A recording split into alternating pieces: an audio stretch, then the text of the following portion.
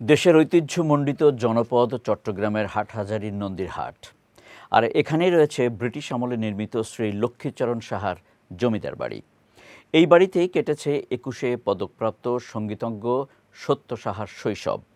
তবে কালের বিবর্তনে অযত্ন অবহেলায় ঐতিহাসিক এই স্থাপনাটি দিন দিন ধ্বংসস্তূপে পরিণত হচ্ছে।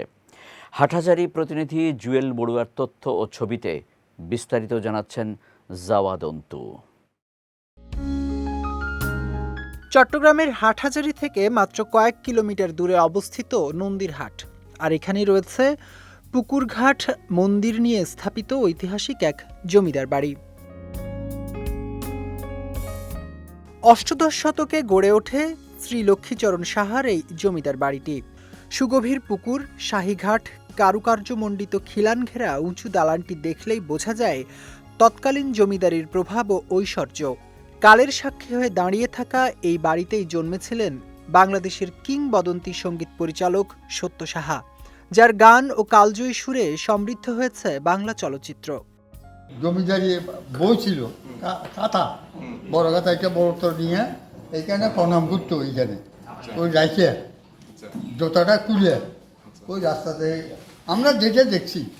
মন্দির আছে, মন্দিরে পূজা চলে আছে, জমজমাট আছে। ইমন সাহা, সুমন সাহা তারা আমেরিকা থাকে, আছে ওনার ছেলে থাকে বাইরে ঢাকায় থাকে। ইমন সাহা এমনি আছে, সবাই আছে কিন্তু অনুষ্ঠান হলে আছে, এমনি কাউকে পাওয়া যাবে না এখানে। তবে কালের বিবর্তনে এই জমিদার বাড়িটি বর্তমানে ভাঙা দেয়াল আর স্মৃতির কঙ্কালে পরিণত হয়েছে। জীর্ণ দরজা জানালা, উঠে যাওয়া চুনসুরকি যেন জানাচ্ছে পূর্ণ যৌবন ফিরে পাওয়ার আকুতি।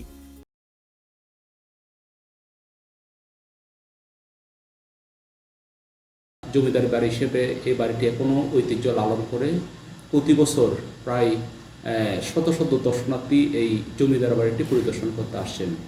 তারা অতীতের এই জমিদার বাড়িটা অবলোকন করেন, বাংলার ইতিহাস জানেন, ঐতিহাসিক প্রেক্ষাপট ওরা এই বাড়ি থেকে জানতে পারেন।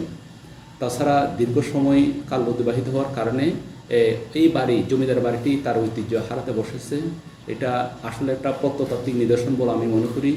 যদি বাংলাদেশ সরকার এবং স্থানীয় প্রশাসন যদি এটা প্রত্নতাত্ত্বিক স্থান হিসেবে ঘোষণা করে যদি এটা সংরক্ষণের ব্যবস্থা করেন, তাহলে এই জমিদার বাড়িটা আমাদের পরবর্তী প্রজন্ম থেকে হারিয়ে যাবে না।